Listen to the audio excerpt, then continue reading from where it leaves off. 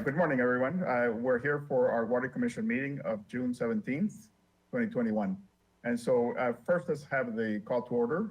And if we could have the roll call, please.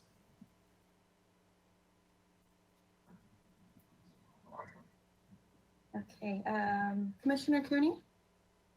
Yes, here. Commissioner Young? I am here. Vice Chair Davis? Here. Chair Caller? Here.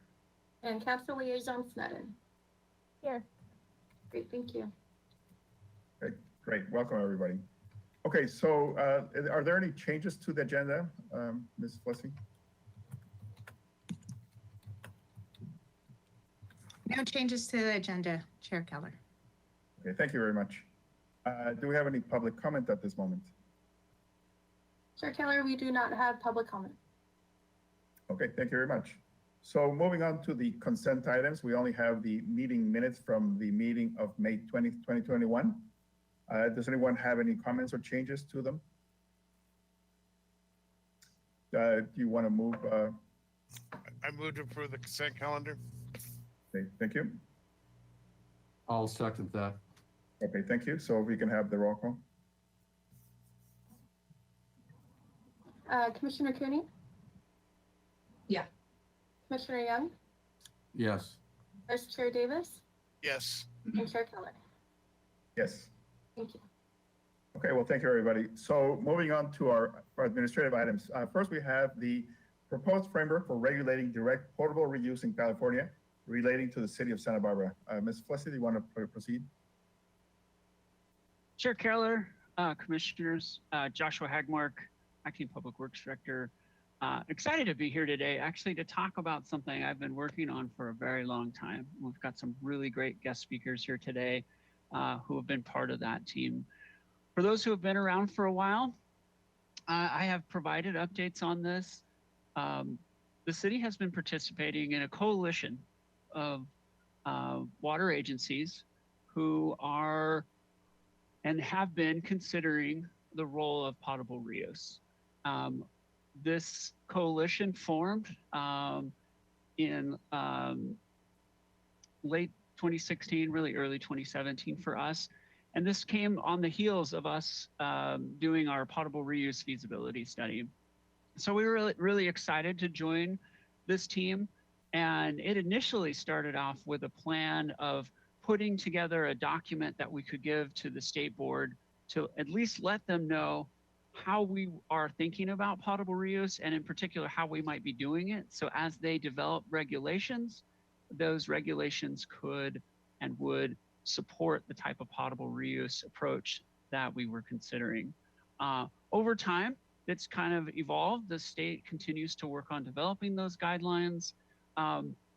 However, as we kind of got into it, we felt like we, as a coalition, could really use a document that kind of laid out all the various elements of really moving a community to embrace potable reuse.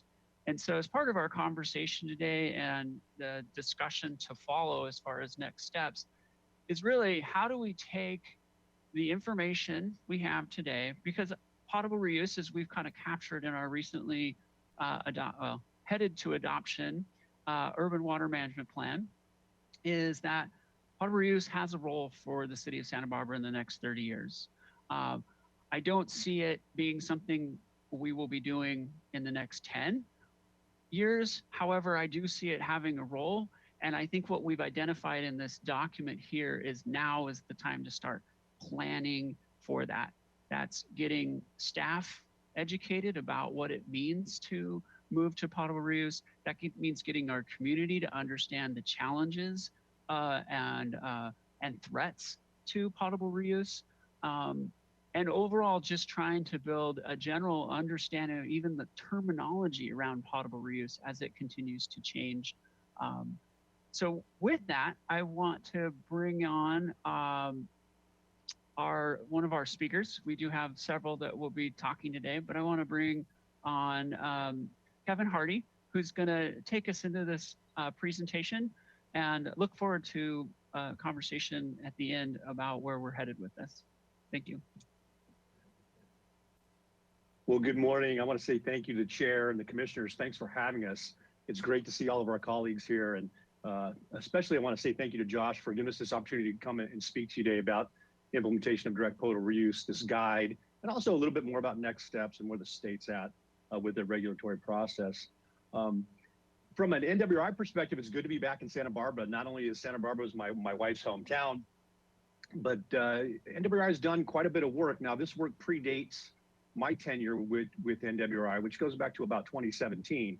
But back in 2015, 2016, NWRI did some work with the Technical Advisory Panel to assist Carollo and the city to think through desal. And we've had other engagements with the city as well. So we appreciate your long-term support of the National Water Research Institute. And I'm really excited to be here today and thank you for this. As Josh mentioned, this effort began back in 2016 as for exactly the reasons he stated. There was a concern that as the state began its effort to develop regulations for direct potable reuse, that without the perspective of the cities and communities that were thinking about other sorts of DPR projects other than the big high profile ones, that maybe those ideas might get lost in the regulatory development process. So this idea was to join these 5 utilities together and come up with a guidance document that would provide some talking points around direct potable reuse. So next slide.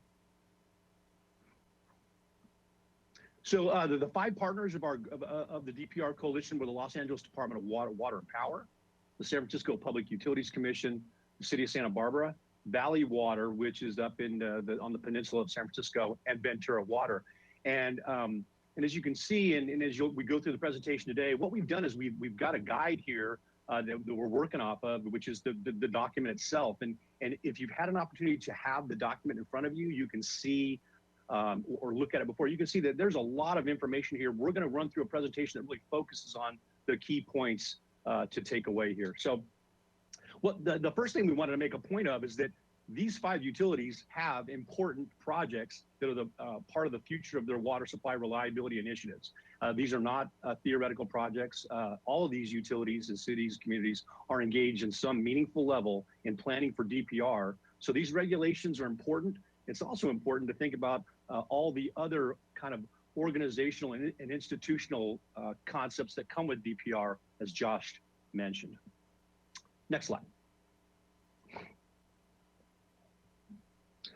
Our intent here was, with the guidance, was to provide some support for utilities, for consultants. We've mentioned the regulators, and really for anybody else, elected officials, to think about DPR in a disciplined way.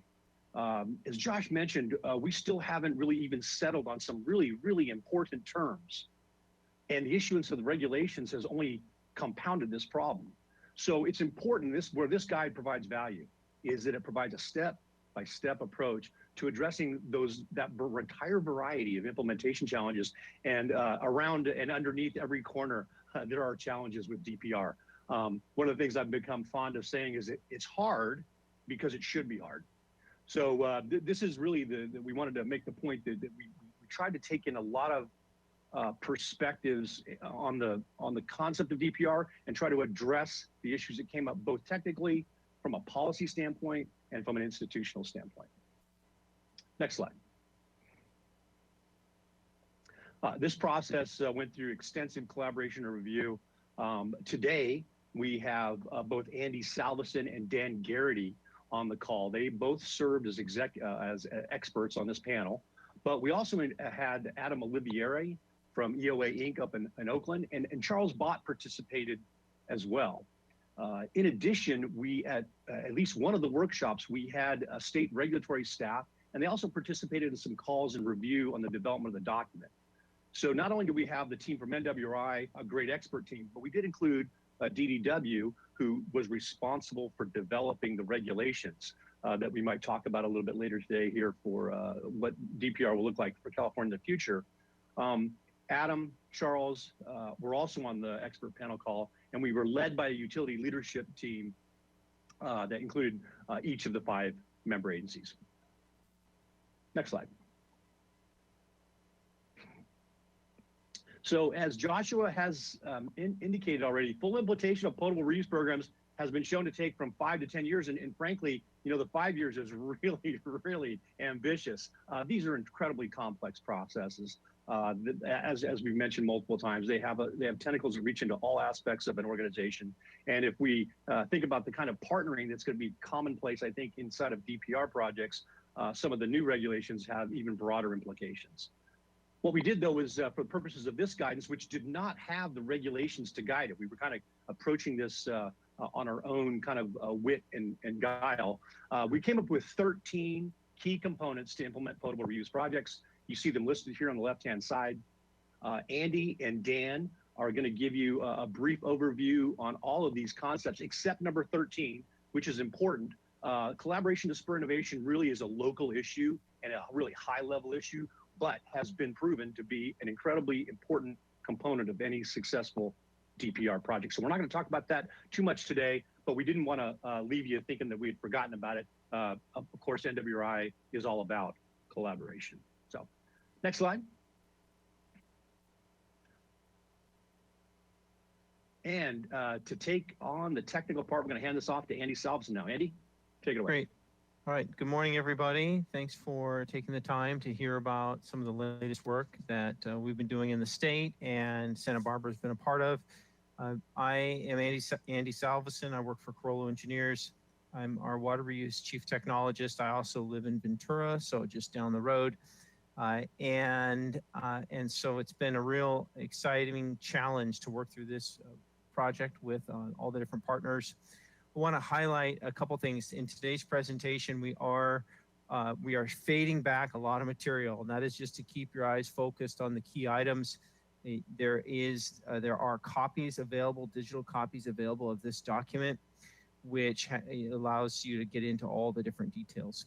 Starting with the existing guidance on direct potable water reuse and indirect potable water reuse. The challenge that anybody entering the sphere of this type of engineering is that there is too much information and it is not all compiled in one spot. It is not easy to digest for policy and decision makers. So we reference a large amount of these different research and engineering and permitting documents that have been compiled and brought them together into this one effort. So as many of you know, there are existing regulations for potable reuse in California. It's very successful. We have over 200 million gallons a day of potable water reuse happening in the state. And what we expect in the next 10 to 15 years is for that to more than double, potentially triple. A lot of these projects are, the existing projects are indirect potable reuse, where we have regulations for groundwater recharge and reservoir water augmentation, where you would send the purified water either into the groundwater basin or into an open reservoir. There are draft regulations in California from the Division of Drinking Water, or DDW is the term we use. And this document is intended to really be used in parallel with those regulations to see how do you actually develop a project that then combines together with the regulations to be a success. So we start in section 1 with the project definition, and it's really important there to understand there is no one ideal direct potable reuse system. It has to do with what tools do you have at your fingertips? What is your water treatment plant? What kind of groundwater basin do you have? What kind of reservoirs do you have? What kind of advanced treatment do you have? And so we try to show the differences in this document. Direct potable reuse could be something that has groundwater transport in it, but a very short time. It could be very small reservoir systems. It could be if we send the purified water directly to a water treatment plant. And it could be if we send that purified water right into the potable water distribution system. So the document has some graphics to try to show these examples. And in this is one of them in which the wastewater is treated, gone through purification, and is injected into the groundwater, but the travel time is very short. The state requires more than 2 months for it to be indirect potable reuse. And by the way, I should pause here. If there are questions as we go through this, I'm happy to take them. I do have a question, if I may. Could you better define the difference between indirect and direct? And when Absolutely. when you use the number 200 million gallons a day today, is that what percent of that is indirect versus any direct? Certainly. So the state, I'll start with what the state defines as indirect potable reuse per regulations right now. And that has to do with the water going into a groundwater basin before being extracted. That's one example, but it has to be in that groundwater basin for more than 2 months. So there's a time element. So once that time element is shortened, whether it's 59 days or 2 days, then the state views that as direct potable reuse. Direct potable reuse could also be if we're adding the water directly into the front end of a water treatment plant or after the water treatment plant. I'm going to go back to indirect potable reuse, and I apologize jumping around a little bit. Indirect potable reuse can also be adding the water to a reservoir, but that reservoir, for it to be characterized as indirect, has to have a certain amount of mixing and time in that reservoir. If the mixing is insufficient or the time's insufficient, it's still adding water to a reservoir, but the state is going to classify it as direct potable reuse. And so the key difference between indirect and direct really is time. And there's a benefit of that time. So when the time shrinks, then we start adding engineering barriers to compensate for that. Okay. Do we have any augmentation into water supply plants at this point? Right. So going back to your question, the 200+ million gallons a day that happens right now is all happening through groundwater recharge. The city of San Diego, so injection or spreading of water and it percolates down.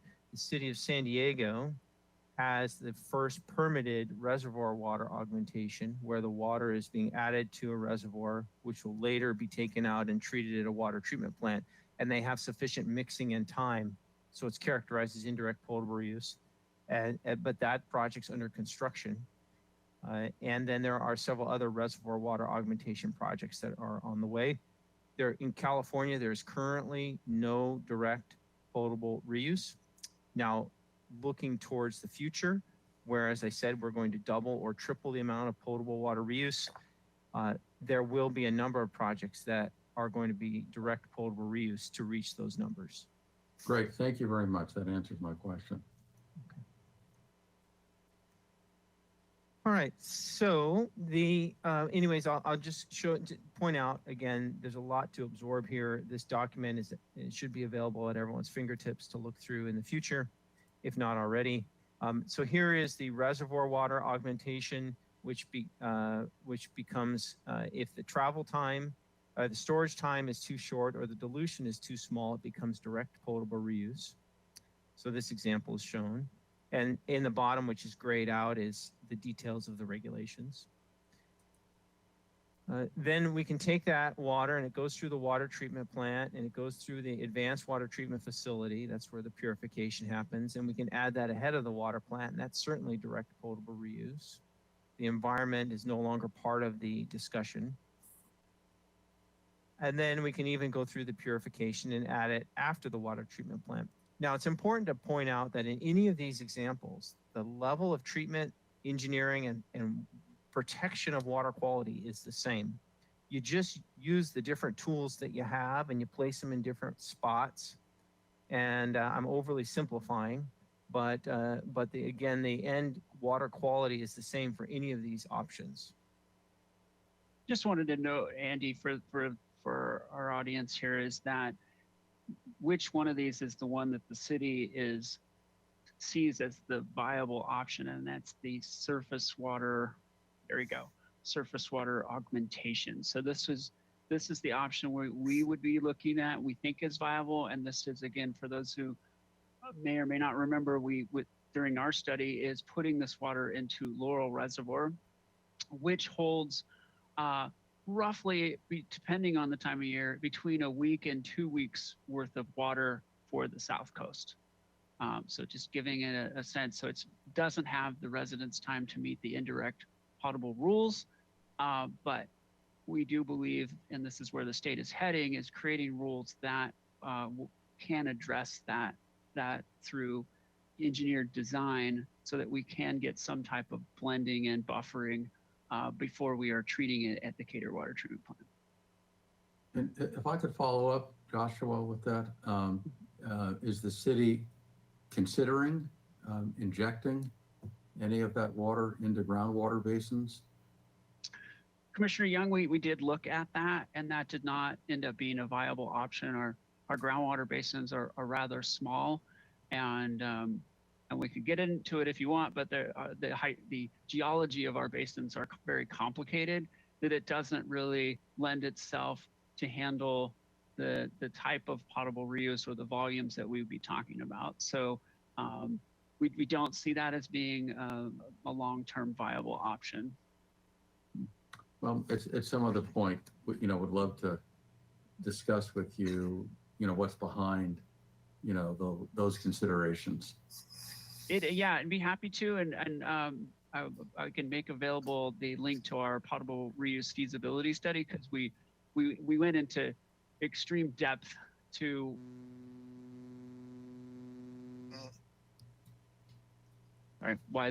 why our groundwater basins was not a viable option. Great. Okay. Thank you. Joshua, just a real quick question. Laurel Reservoir, does all the water that comes through the conduit from the other agencies also go through Laurel before going through Cater? That's correct. So we basically be looking at the similar type of thing of needing a sign off from all the other water agencies with all the complications that would go with that. That's a great question. We would need to obviously get state approval to utilize this water.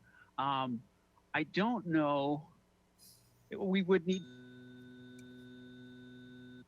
to get a WARN Act contract to be able to introduce this water, but approval by the other water agencies is I'm not clear that I certainly want them to be on board, but it's not necessary that they can deny it, I guess. Yeah, I was looking at at least in the discussion of the institutional things of responsibility of risk and liability and project messaging. Obviously, that'd be a larger population base that we'd be dealing with in terms of getting buy-in over time. Anyway, but I just wanted to clarify in terms of process. Yes, everybody's water goes to Laurel and through the process. So that larger question of some type of an agreement that essentially that water is being mixed in the water that the other people are going to get also. Great, thanks. I think it's my hope, Commissioner Davis, is that as we do eventually embark on this, that they're actually partners in this facility. Yeah, absolutely. Because one of the challenges that we have to recognize with this is, as you start to get into that place where you're producing a lot of this, so potable reuse would be this kind of permanent production, is that you have to have a demand for this water. It has to go somewhere. We can't store it anywhere. We can't put it in Lake Cachuma. And so we really need to, if we want to really maximize potable reuse, we really have to have a demand. And I think that's where having partners would really help take that demand. For example, in February, when we have all this potable reuse, but we don't have a big demand for water, that would be one of those times when it would be really helpful to have partners, obviously, to help spread out the cost as well. But anyway. Great, thank you. Back to you, Andy. Okay, great. Good discussion. Thank you. All right, so I'm going to keep this moving along. And there are 13 items. I'm on number 2, but we will be expedient with some of them. But the number 2 is technical, managerial, and financial capability. And the state actually requires demonstration of TMF for potable water reuse projects. And we expect more focus on this for direct potable water reuse projects. Essentially, what the state wants to be comfortable with is that the resources and the philosophy is in place to successfully implement what is a complex and challenging engineering project. They are looking for many of these aspects of TMF, and the document goes through in detail what some of these are and how they can overlap to create that successful program. Again, I'll leave that for future reading. Interagency agreements, you were just starting to touch on this, absolutely critical to have your partners in line with what your goals are. You're striving for a common successful project. So these institutional agreements, there's examples of them where water and wastewater agencies have joined together successfully to implement indirect potable reuse projects in California. And some of that is discussed in this document. One of the key items for any kind of potable reuse project is what we call enhanced source control. And the city has local limits and a pretreatment program to deal with industrial wastes that are discharged to the sewer system. But the enhanced source control is one of those, and we'll talk about it in a few minutes in more detail. That is one of the items that is important. Now, as far as the city's perspective, the wastewater and water are united, so that's a lot simpler. But there are other aspects of interagency agreements that are also quite critical. Outreach and education. It may be the most challenging aspect of any potable water reuse program. The water quality from these advanced treatment facilities is some of the highest quality you'll find on the planet, but the public often is concerned, and rightfully so, without an understanding. They are concerned about how do you safely protect water when it starts out as wastewater, and it goes through all these treatment barriers. So there is examples in this document of outreach and engagement approaches where good information is shared transparently, interaction with the community is developed. And what we see in different projects, and this is shown in the chart on the left, is that as we educate and work with the public on the safety and the engineering barriers, what we find is that the public generally and to a large percent supports these potable water reuse projects. And through that process, we will end up going through and identifying all the different groups and organizations and how do they impact a project, and finding ways to understand what their concerns are and addressing them. So there are communication plans that are developed, which have to very clearly define the schedule and duration of the project, what kind of messages are important for the community to hear and know about, being clear with terminology. You've heard me throw around acronyms already today. I've only given you a small fraction sampling: DDW, IPR, DPR, AWTF, etc. Terminology can be baffling sometimes for the public, so we need to be very clear about what we're talking about. We also need to clearly lay out what problem we're trying to solve with potable water reuse, what outcomes are out there, and what are the costs and benefits. So I mentioned this previously. Item number 5 is wastewater source control, and it gets its own chapter. And essentially what we're doing is we're taking the existing local limits and pretreatment programs where we work with industry to successfully protect the wastewater treatment plant and the effluent discharge to the ocean. And we now focus also on protecting purified recycled water quality.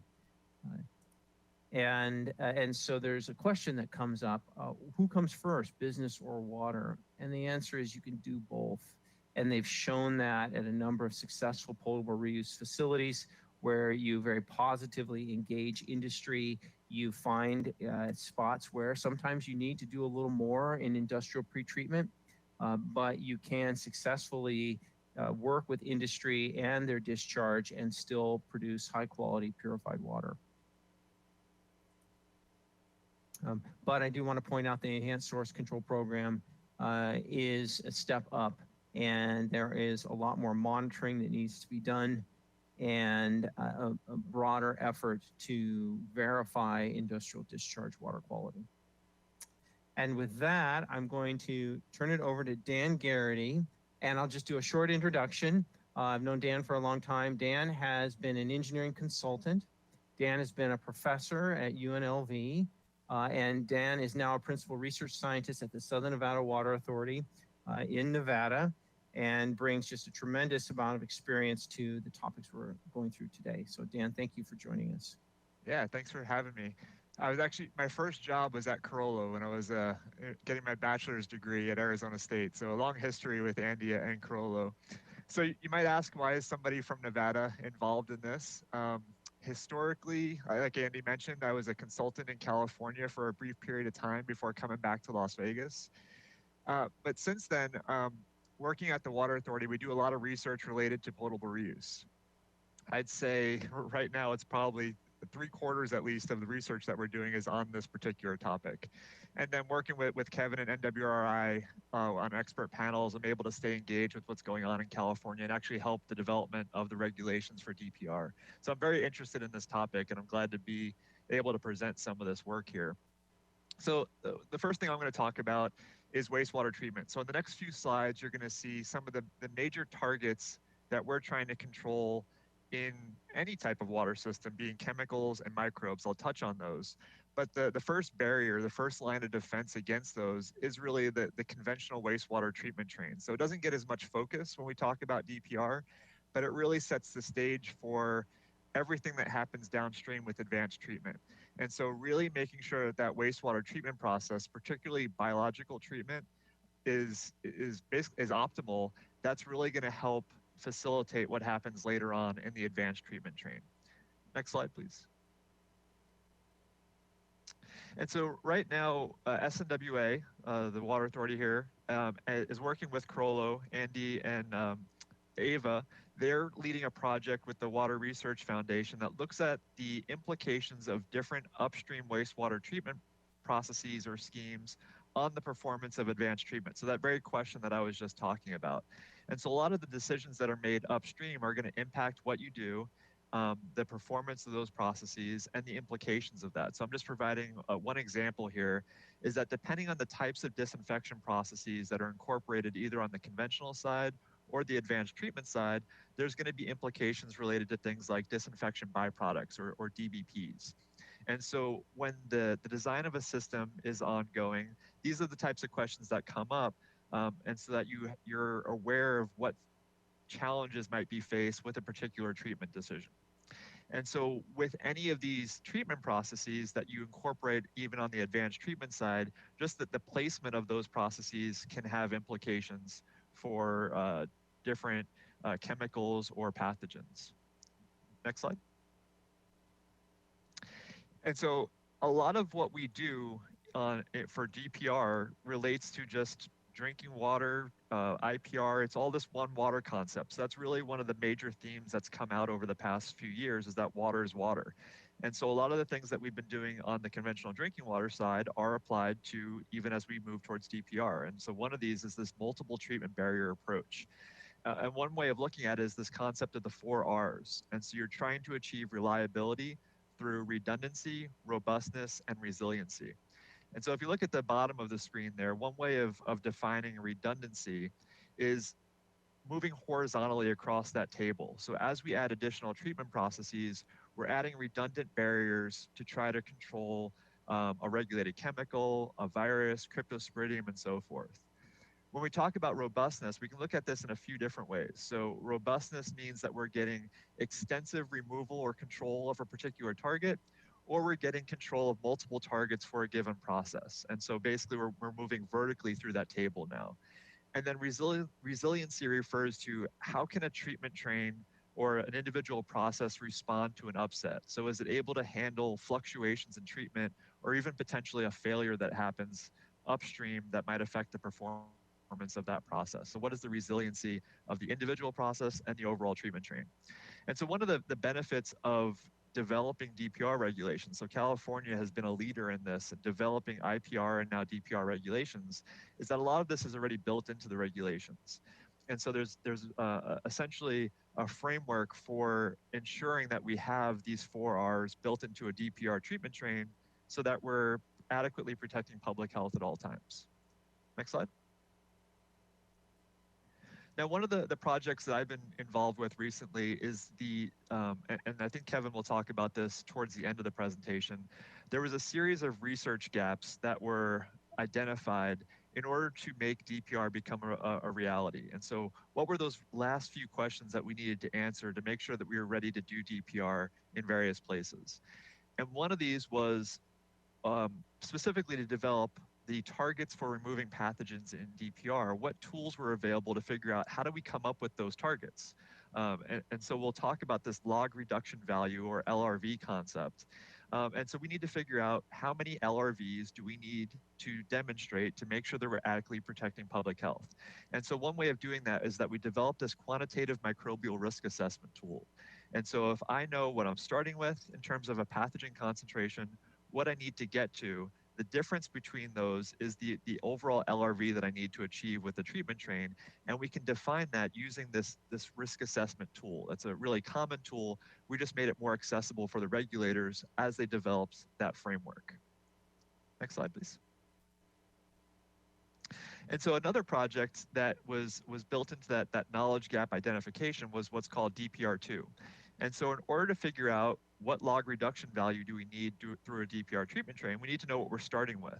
And so another project was this DPR2 project, where a research team identified what's the typical concentration range that you see coming into a conventional wastewater treatment plant. So in raw sewage, what do we expect to see in terms of a viral load, cryptosporidium load, Giardia load?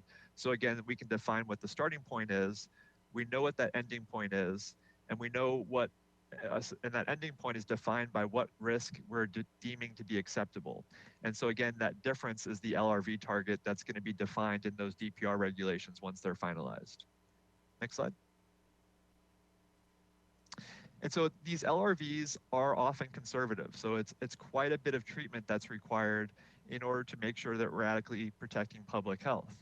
And so through this treatment train, through this multi-barrier approach, each process is assigned a certain LRV credit.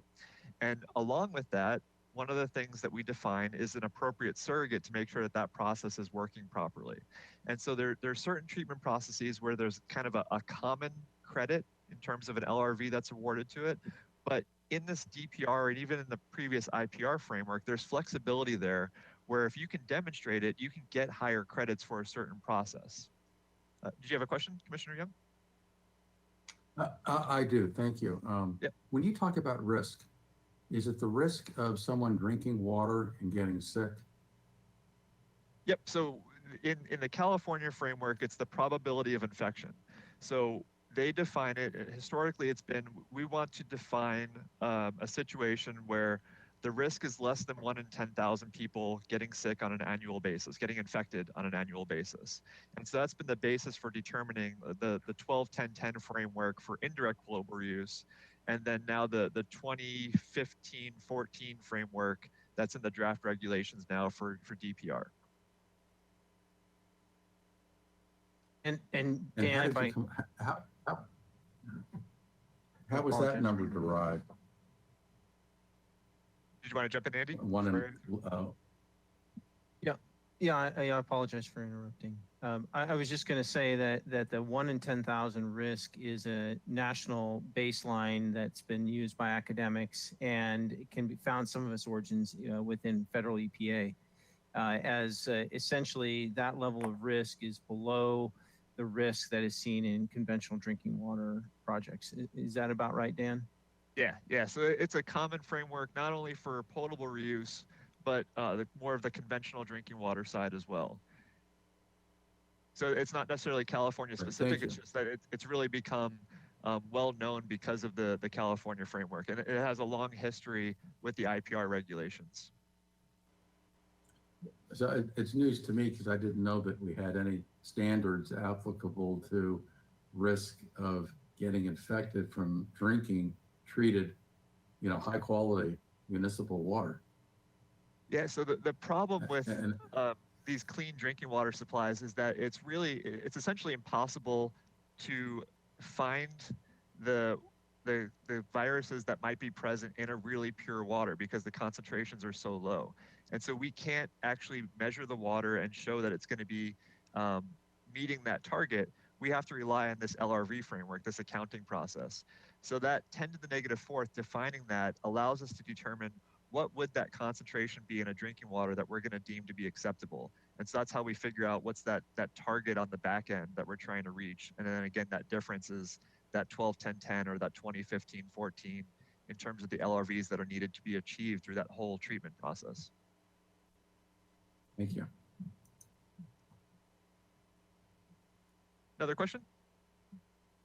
Yeah, and I apologize if this is a silly question, but just in terms of like you were saying, pathogen detection and risk and all of that, what is the like since we've been looking at coronavirus levels in county water and other things like that, like does that also apply, or is there a plan for like emerging viruses, or does it not matter because it's the size of the particle that gets filtered out, so it would work either way? Good question. So the regulations have historically been based off of these essentially worst case scenarios. And it's meant to encompass, and this goes back to the robustness concept, it's meant to capture a wide range of pathogens. So even if you look at viruses versus cryptosporidium is much more resistant than a virus is going to be. And so these regulations try to capture all of that. Now with the SARS-CoV-2 or COVID-19 question, that's something that did come up. And so when you have these emerging challenges or pathogens that pop up, having, and this is something that we'll talk about later on, this research capacity, having people that can answer these questions is really important. And so we worked with some consultants in California to address this because it became a concern in the potable reuse industry in California. Like, what does SARS-CoV-2 mean to potable reuse now? And so by looking at research in the past and what was going on now, we're able to show that this is not going to be a concern for potable reuse or just drinking water in general related to this COVID-19 concept. No, that's great. I just, since it's in the news and I thought, just like in terms of, so COVID-2 is like not as big of a deal, but like emerging things you think would go the same. I mean, obviously you're not a mind reader and your magic 8 ball isn't going to answer those questions, but it would be the same kind of process or the same kind of thought process or concern that if it's close enough to any known pathogen, we would probably still filter it out based on all of the science that we have already. Yeah, and that's how we were able to answer the COVID-19 question, is that by looking at similar viruses, research that had been done in the past, we knew that that was a pretty fragile virus when you're talking about a drinking water or potable reuse context. And so it didn't add any additional concerns beyond what we target in general. Great, thank you. If I could just add one interesting bit to that is down in Calabasas at the Las Virgenes Municipal Water District, they have a pure water demonstration facility. And when COVID-19 came on the horizon, the demonstration facility immediately, once analytical methods were properly developed, we sampled across the air advanced treatment system and showed that we could not find the COVID-19 virus after even just the first treatment barrier.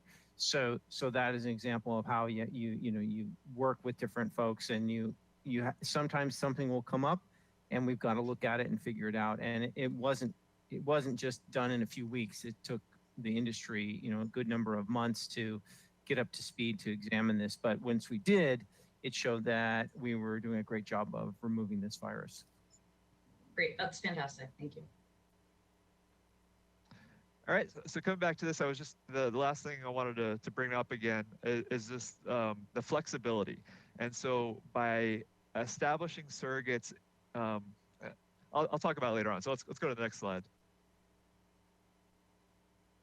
So coming back to this redundancy concept is that sometimes there's the thought that if we just keep adding more treatment, it's going to be better. And so that's not necessarily the case. So when you're putting together these treatment trains, you really need to balance this tendency to add more treatment with those complexity questions. And so in some cases, it might not actually be beneficial to add another treatment process because of the complexity and cost associated with that. And so instead, what we try to do is look at a more holistic approach. So by managing or balancing treatment, online monitoring requirements, and then response retention time. And this goes back to the particular application here where you're talking about putting that water into a reservoir before pulling it out, treating it again, and distributing it, you have that additional response retention time. And so that might not necessarily be integrated into the regulatory approach in California. So what I mean by that is that our reservoir might not necessarily get a log reduction value for a virus, for example, but in reality, you're getting treatment by putting it into that reservoir, and you're getting time to respond if there is an upset in the treatment process. So there's a great benefit to that reservoir, even if it's not specifically integrated into that DPR framework or LRV framework. Next slide. And so coming back to the surrogate concept that I was talking about, when we have this, like the 12-10-10 or the 20-15-14, those are the LRVs that are required for viruses, Giardia, and crypto. In order to get to those targets, you have individual processes or critical control points where you're starting to accumulate those log reduction values. And at each one of those processes or critical control points, there's a surrogate that's identified. And so, like I mentioned, it's really difficult to measure cryptosporidium in real time. But instead, we have these other parameters that are much easier to look at that tell us how that process is working. And so in essentially real time, we know that that process is doing what we need it to do to make sure that we're protecting against chemicals and microbes. Next slide.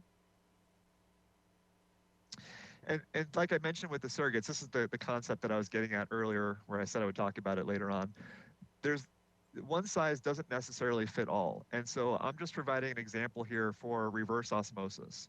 So like I mentioned, there are certain things that are easy to measure in real time. And so I'm providing a few examples here in this box. In some cases, like electrical conductivity, that usually has a lower LRV that you would get credited for with reverse osmosis. But with additional monitors or alternative monitors, you can look at total organic carbon or fluorescence, or what's coming onto the scene right now is strontium. You can get credit for higher LRVs with a little bit more complexity. So again, it's balancing what are the needs of a particular agency or system with what's available. Next slide, please. So now switching over to chemicals pretty quick. One of the big things is that starting with wastewater, there are a lot of chemicals that are in wastewater, but even in secondary effluent, so even in a conventionally treated wastewater, the concentrations that we typically see don't cause demonstrable public health impacts. So in terms of a public health context, that's great, but then there's still the public perception issue that needs to be dealt with. So Andy mentioned that earlier, is that you have to address not only protecting public health, but making sure people feel comfortable with that. And so these DPR frameworks make sure that we're accomplishing both of those tasks at the same time. Because there are unknown chemicals or chemicals that pop up over time that we learn more about that we address with these DPR treatment trains and these frameworks. Next slide. So the bullet there on the side, a well-designed and monitored system minimizes chronic risk while eliminating acute risk. So our goal is to make sure that if somebody goes to their tap and drinks water, they're not going to be impacted by chemicals in an acute sense. So that particular glass of water is not going to make them sick. That's the immediate goal. But we also have to look at long-term exposure. So if people are drinking that water over 70 years, we also need to make sure that they're not going to develop chronic problems associated with that. And so the regulations and the research that goes on, we're making sure that we're addressing both acute and chronic concerns related to the various chemicals that might challenge not just the potable use system, but just drinking water systems in general. So the table there on the left shows a few examples that have received a lot of research attention in recent years, but we've been able to demonstrate that these potable use treatment trains can manage those chemicals in that list. Next slide. And one of the projects that Corolla has worked on in the past was in Florida, looking at alternative treatment trains. So this probably doesn't necessarily apply to the California context because the treatment trains that are going to be used for DPR are pretty prescribed in the DPR framework. But with all the research that has gone on, we've been able to show that even without reverse osmosis, you can control the chemicals that we see in a potable use system where you have these chemicals they're in the raw wastewater. But again, because it's in California, the treatment train is prescribed, you're going to have that additional barrier of reverse osmosis, which does a fantastic job of controlling chemicals and pathogens. Now I'll pass it back to Andy. Okay, great. Thanks, Dan. Much appreciated. So item 10 is operations, and it's important to recognize several things. First, we have very good programs for water operators and for wastewater operators. But what we realize is that there is a gap on skilled advanced treatment operators or advanced water treatment operators, AWTO, in California and frankly across the country. There's a need to develop these operators that understand advanced treatment systems. And there's a need to go through and test and have some form of certification. Now, fortunately, two different agencies, one in California, one in Nevada, the California Water and Environment Association is the one in California, has developed the AWTO standards and certification process. And what that process did is it established what are the key elements for an advanced water treatment operator to know. It went through and developed a testing program, and we now have successfully gotten a number of operators in California educated and certified under this new program. I just want to point out that it takes time, though, a lot of time, to build up the operations staff that can run these future direct potable reuse systems. Who qualifies for the AWTO? You have to, in order to take the test, you have to start out with a grade 3 or above water or wastewater operator's license. And from there, you can go all the way up to a grade 5 AWTO. Jumping to item number 11, water quality management. When introducing a new potable reuse supply or a new potable supply of any kind, frankly, it's important to understand its impact on delivered water quality, distribution system stability, and blending location within your system. Now, I'll say because you do ocean desal, you've already got a good grip on these kinds of issues, but they're still important to recognize. And it is important to know that no matter what type of advanced purification we use, you can stabilize that water so that when you blend it in with your other systems, you do not have any distribution system water quality challenges, which I'm not dismissing. Those are important. We've seen problems, for example, with lead in different parts of the country, and we absolutely want to avoid anything like that. So Kevin, I was hoping I could get you to talk about emerging issues, and then just for everyone's perspective, we have a few case studies to share, and then we're going to wrap up, assuming that the time allows for it. Thank you, Andy. And yes, feel free, commissioners, to jump in and ask questions because we've already been through a lot of information. This is a little more context that'll help us kind of maybe move into the next steps piece. But as Dan mentioned, there were 5 really important pieces of research that an expert panel in 2016 that was facilitated by NWRI came up with that were required to be taken into consideration in the drafting of the regulations. Those research projects are listed here. Dan mentioned the QMRA tool. There was a need to go in and determine pathogen concentrations in raw wastewater. There was epidemiological based research on wastewater, averaging of chemical peaks, and non-targeted analysis for unknowns. And in addition to that, NWRI did some internal research to define some of the elements of an enhanced source control program. Commissioner Young, did you want to jump in here? Yeah, just a general question. What's happening outside of the United States? Like with the EU or any other countries, are they behind us? Are they ahead of our curve? I'm just curious. Gosh, that's a really good question because I think it's going to vary on the concept that we're looking at. In fact, Andy and I were on a call, an international call the other day, a lot of EU folks, and some of the work that we're doing is significantly ahead of where they're at. Some of it's behind though, and I think it really reflects the sorts of water supplies they have, the challenges they have with those water supplies, and the history of how they've dealt with those challenges. So the EU does have an extensive recycled water regulation, and they're very active in the area. Our work on this implementation guide has generated a whole lot of interest in Europe, especially in Spain and in France, from academics and researchers there. So this work, this implementation guidance work, I think has relevance around the world. And I think that I would say too that we're working both in Israel and in Japan with other sorts of panels on related issues, whether it's how do we build a system that can monitor pathogenic contamination in real time. That's the holy grail of monitoring and DPR, right? How, can we do that? Let's work on that. And there's other issues related to AI. So are we ahead? Are we behind? I think what I'm interested in and what I've seen, and I think what's the most important thing here is that there's an incredible level of collaboration within this community around the world. So, I think we're ahead some places and behind in others. That's what I wanted to hear, the collaboration and keeping in touch with what's going on outside the US. Thank you. I'll just add our brothers and sisters in Australia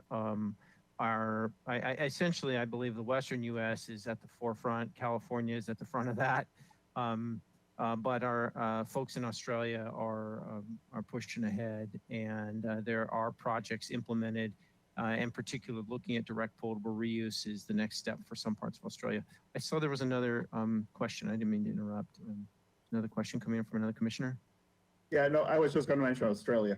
That's to me, I follow this very closely, so I think Australia is probably neck and neck with us in terms of getting things out. Yeah.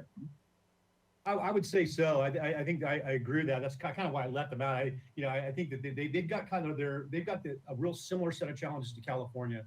I think we've done a lot of collaboration with them, and in fact, they've got institutes that are similar to NWR that help their communities there. So yeah, they're moving forward on a very aggressive water supply reliability initiative across the continent. So I think it was an error to leave them out.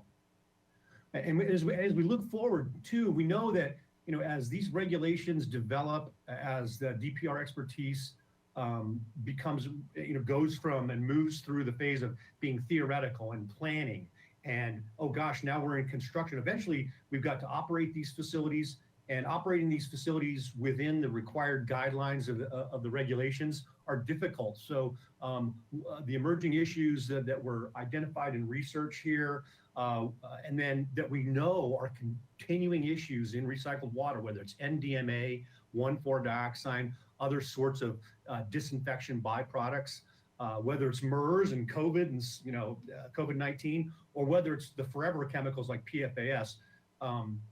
These issues are going to create community concern. We're going to have to address them. And in addressing them and in meeting the regulations while we're addressing them, there is going to be a lot of guidance required. If you've read the draft regs at all, there's a whole host, almost a dozen different planning concepts that have to be covered, very complex legal relationships. And we've got a lot of work to do, because a lot of this work will require our community that's worked really hard on these things for some time to engage with new partners, both at the community level, at the state and regional level as well. Next slide.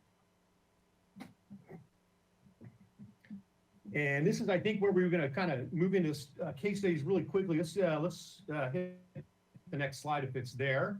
I think did we take it out? Do we want to do? Yeah, real quickly, I'll run through these just so you see what's going on. Ventura Water, and have you see they've got they were in DPR originally. I think they've kind of pivoted back to IPR. And again, these are going to be thoughtful decisions that communities make based upon what is their existing infrastructure investment base, and what are the synergies that they can take advantage of when they interface both the natural environment and the built environment. This is the issue Josh was describing earlier, when, like is similar in my background in Northern San Diego County, we can produce a lot of really high quality recycled water, but if we don't have anywhere to store it, we're probably not going to be involved in IPR. However, potable reuse, looking whether it's working on consent decrees and dwindling water supplies, Ventura Water's got a tiger by the tail, and they've now moved to an IPR concept, looking to be online by 2025. Next slide. At Valley Water, they're looking to get 10% of their total county water-wide supply by 2025. Valley Water will be one of the poster children for a complex operational agreement. Unlike SFPUC, or perhaps the Orange County Water District, what Valley Water has to do is they've got to negotiate not with another wastewater district, another water district to partner. They've got to negotiate with the city, in this case, the city of San Jose. And there are some other smaller cities around it, but the city of San Jose is what makes this project complicated. That city has just not been involved in potable water reuse. They got a lot of challenges, and not only do they have these technical sorts of challenges that are, I think, historic in this area, they're going to be the poster child for how do we figure out the legal relationships between these project promoters, the project operators, and the folks who use the water. It's going to, without taking a whole lot of time, it's going to be exceptionally complicated. Next slide. SFPUC, San Francisco, and similar boat to Santa Barbara, North San Diego County. There's just not sufficient groundwater storage to do IPR on a meaningful basis.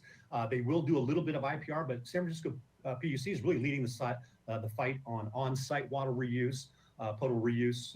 They've had a demonstration project at their headquarters for some time. They're working to continue to push the on-site element of the regulations forward. And in addition to updating the uniform water recycling criteria for DPR, that update is also going to include additions for on-site potable, non-potable reuse, and some other integrating regulations for the remainder of Title 22 as well. So the work that the NWRI expert panel will be doing over the next year or so will be to integrate both the DPR, the on-site, with the remainder of Title 22. Next slide. LADWP, as I think maybe some of you are aware, the mayor of Los Angeles has set very ambitious water recycling goals. LADWP is an important part of that. Of course, they'll be partnered with Metropolitan and the work that they will be doing. But LADWP is in the midst of some work here. You see their water recycling portfolio. They've had a long history of IPR, doing Headworks DPR, kind of a test demonstration of 1MGD here that's coming online. And they continue to make significant investments in water quality research, both at the national and international level, and by being a member of the National Water Research Institute. Next slide. And of course, Santa Barbara, you guys know way more about what your future holds than we do. I think what I'll do is, before I open it up, bring the Josh and the rest of the team back in, is to talk about what do these regulations mean. So I'll start the conversation by reminding everyone on the call that comments on the early draft regulations are due on June 25th. We expect the first meeting of the expert panel to occur in August. The expectation beyond that is for the expert panel to meet quarterly for the next year and a half to work through the singular question that they're focused on here, which is, is this regulation that's proposed protective of public health? And so that's really kind of the question they have to answer. Behind that, of course, is a whole lot of very complicated work. And beyond the adoption of the regulation is that work to actually operate these projects and to develop guidance so folks have a consistent approach to testing and monitoring and related ideas, so that when we compare data among projects, we can derive useful conclusions from that data.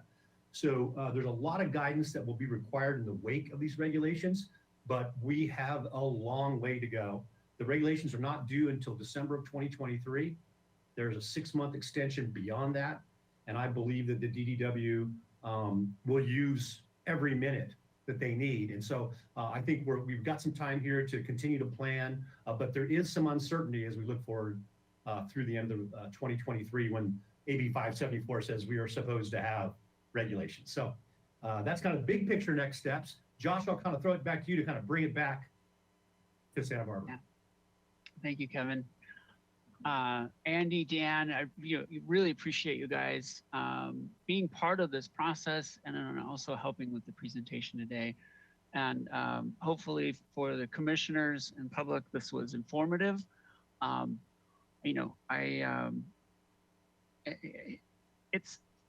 It's really powerful that we are in on this coalition, and I'm really excited that we've been continued to look forward to how this is going to fit into the future of Santa Barbara's water supply. As I'd mentioned early on, I don't see it happening in the next 10 years, but as you've kind of heard from the conversation today, there's a lot of work that needs to be done, not only to to really ramp up the education of our community, but our operators as well, and really get our hands around a lot of the contaminants of emerging concern. What I am very optimistic about, we are a one water agency. All water has value, and we will continue to move forward with that. We have a staff that's highly motivated to support moving forward in this direction. And I just have to stop and say, our wastewater operators are really dialed in to be part of this future. They have the background in treating wastewater. They know the variability of wastewater. Honestly, the wastewater has some extreme fluctuations, and they know how to deal with that, and they've seen it. And so it's really impressive how it's going to ultimately close some of these silos that have existed in the industry between water and wastewater. And I feel very fortunate that the city is really set up for success here, because we do have water and wastewater in one organization. We don't have to be talking to various agencies to make that happen. So I'm really optimistic about it, and I really just want to keep this conversation going. We're going to continue to follow the regulations on this. However, I think the next steps are continuing to talk about the education that needs to go into this. Certainly trying to find ways to incentivize our operators to pursue some of these, the advanced water treatment operator certifications. And so with that, Chair Keller, I turn it back over to you. The team, we're happy to answer any questions and be part of any discussion you'd like to have. Okay, well, thank you very much, Mr. Hegmark. And thank you everyone for the great presentation. I've read the document backwards and forwards several times, so I'm quite familiar with the whole issue and all these challenges, and it's extremely well written, very clear. And I really like the fact that you have all of these examples to make it very clear. So if anyone has any questions, the document really helps a lot to understand what are the challenges ahead. And I do think that, the challenges are not insignificant. And that's why we need to take it step by step, because this is a major change in the way we would handle sort of the risks that we may have. Any other questions, comments? Yes, Commissioner Young. I just wanted to say great presentation, very informative. I learned a lot from it. Thank you. Miss Leslie just reminded me, or told me that we actually have one of our wastewater operators has his advanced water treatment operator certification. So I think that's, is that Gerardo who has that? Amanda? Let's see. Yes, that's correct. Gerardo has his 3 advanced water treatment operator's license. That's right. Other one, but he recently just left for Goleta Sanitary Districts. Darn it. Any other questions or comments?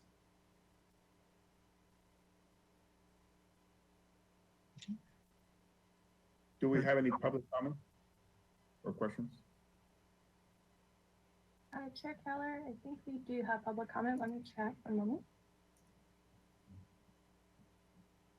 We have Hillary Hauser that would like to make a comment. Let me pull up our timer.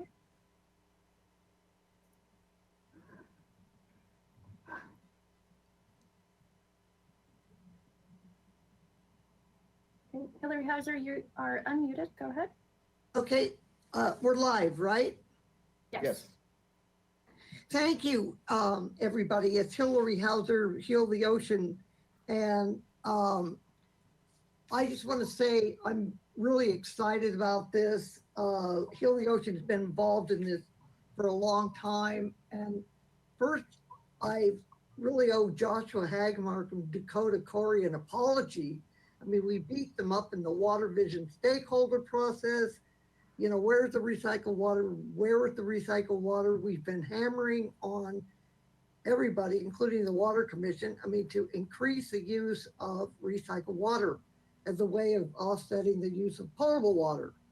But we have been in favor of this One Water program and took part in the city's unveiling of this program, and to get the recycled water highly treated and injected and up to Laurel Reservoir for drinking water treatment. For us, we've just been thinking we're waiting for state potable reuse standards, like waiting for Godot. I will just say this quickly. There's been a problem in the rollout, this bifurcation of the enhanced urban water management plan and this separate document, the long-term water supply plan, which we're talking about now. Well, this plan that we're talking about now is an appendix of that. And it should really be the first chapter of the enhanced urban water management plan, but that's, process detailed. Yes, the messaging and communication is really important, and to look to Orange County for their example. And I have something to say about the COVID issue, but I'm out of time, unless you give me some more.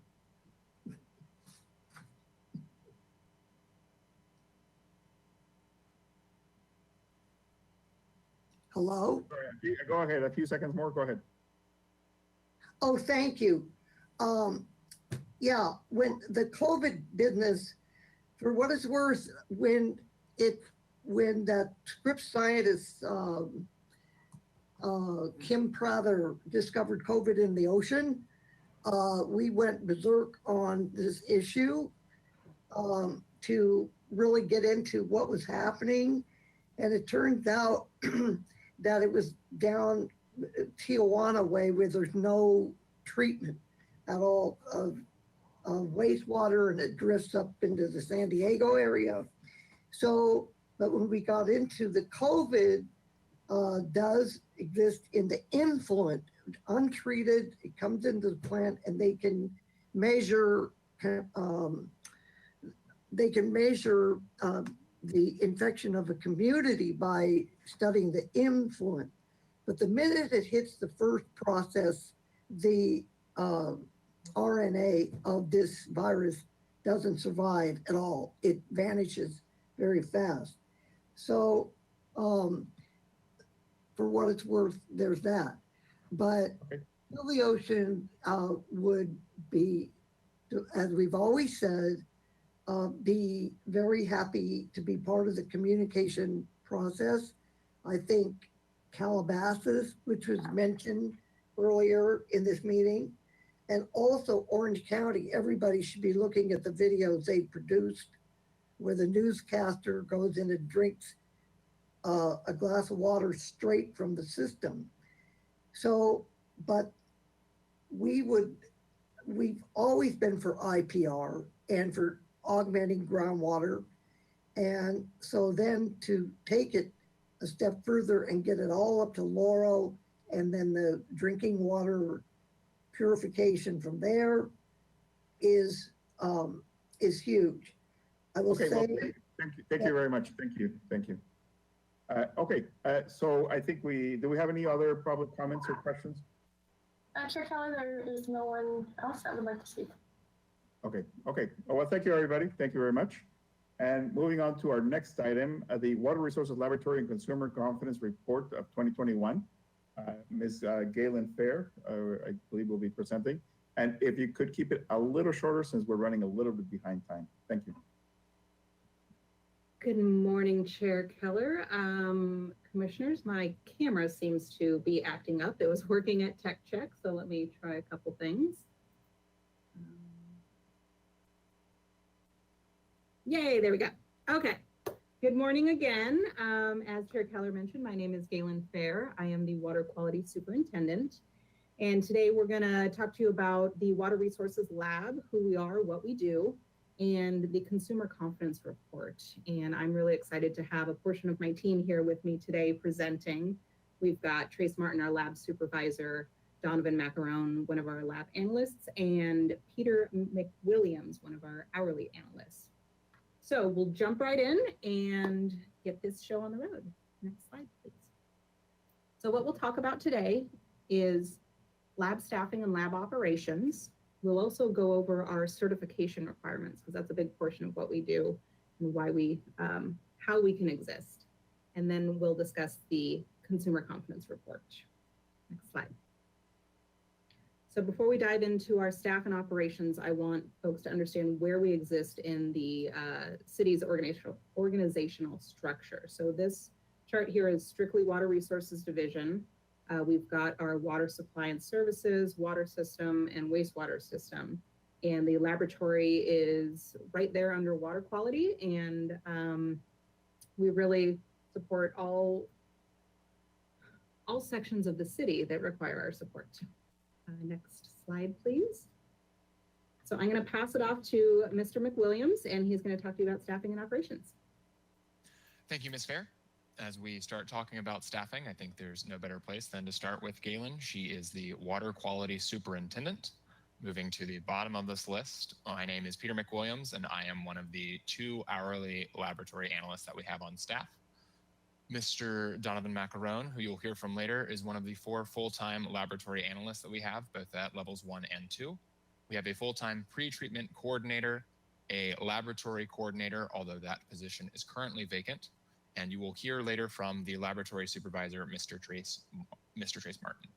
So we have a fairly small staff. There are currently 9 personnel. We are a small team, and we all get to work together in tandem.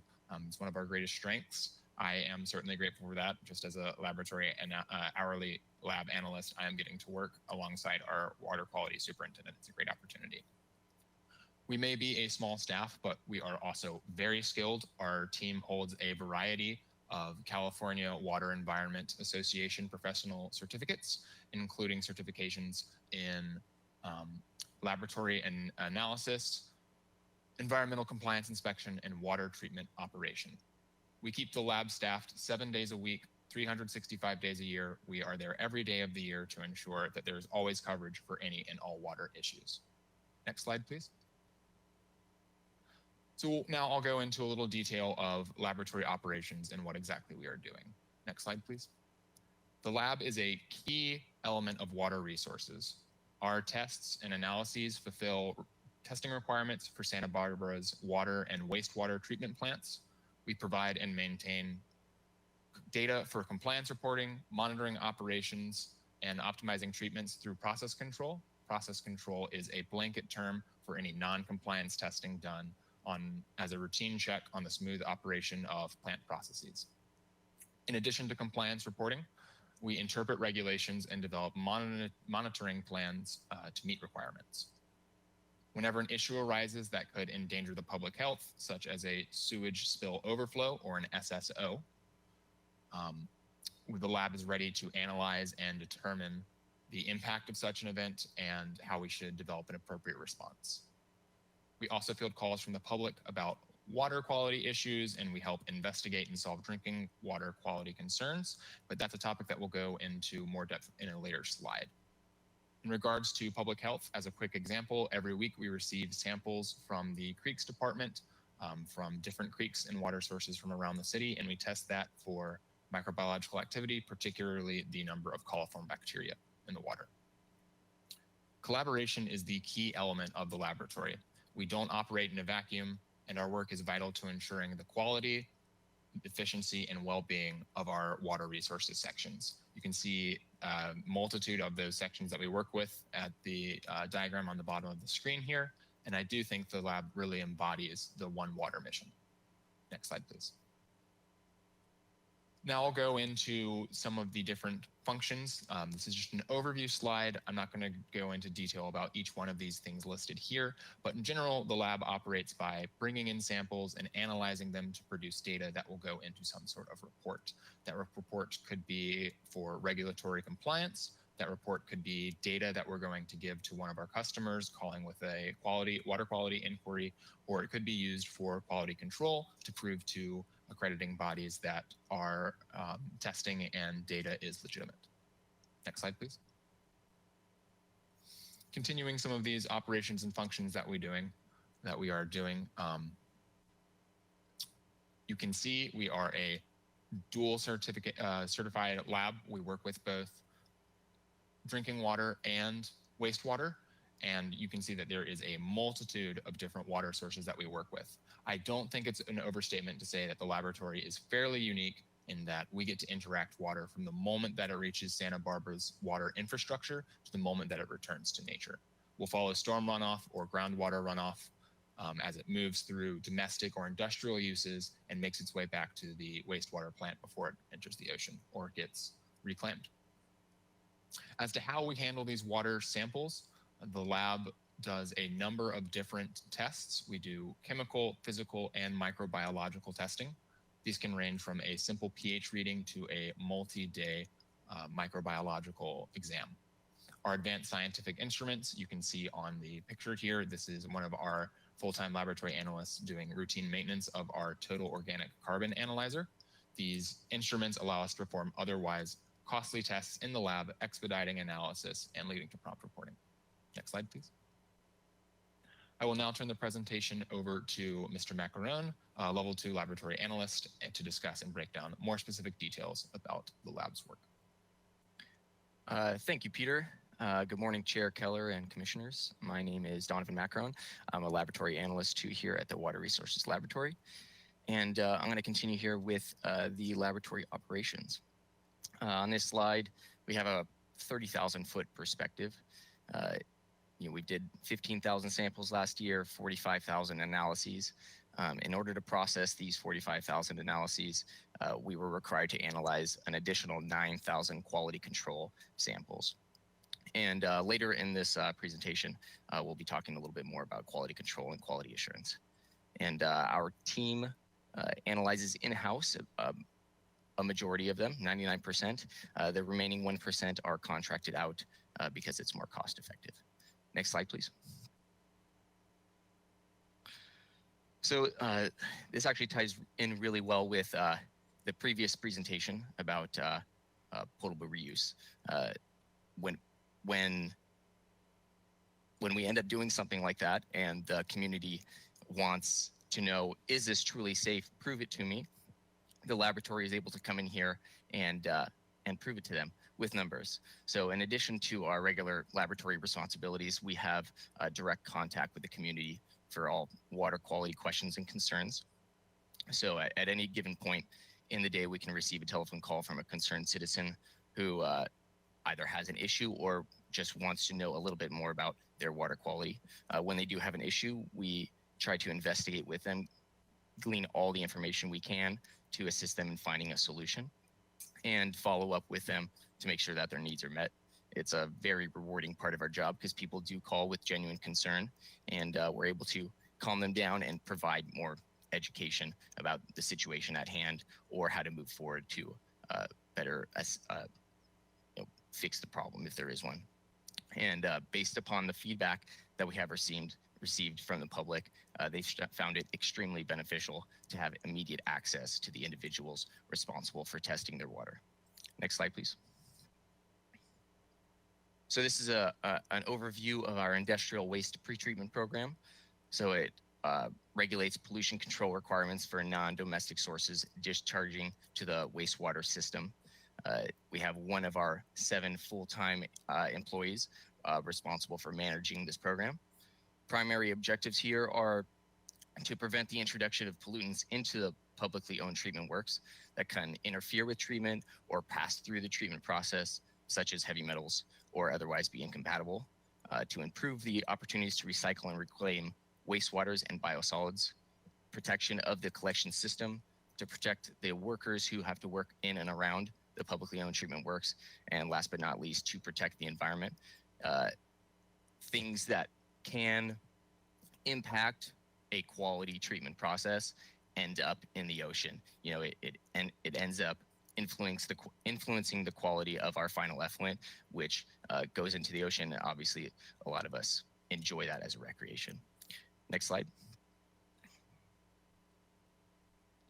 So here we have an overview of this is kind of our, I wouldn't say bread and butter, but the laboratory information management system is one of the most used tools. It's heavily relied upon, and it organizes and stores and retrieves all sample information and data because the laboratory is responsible for the regulatory reporting, submittal, and culmination of all that data points.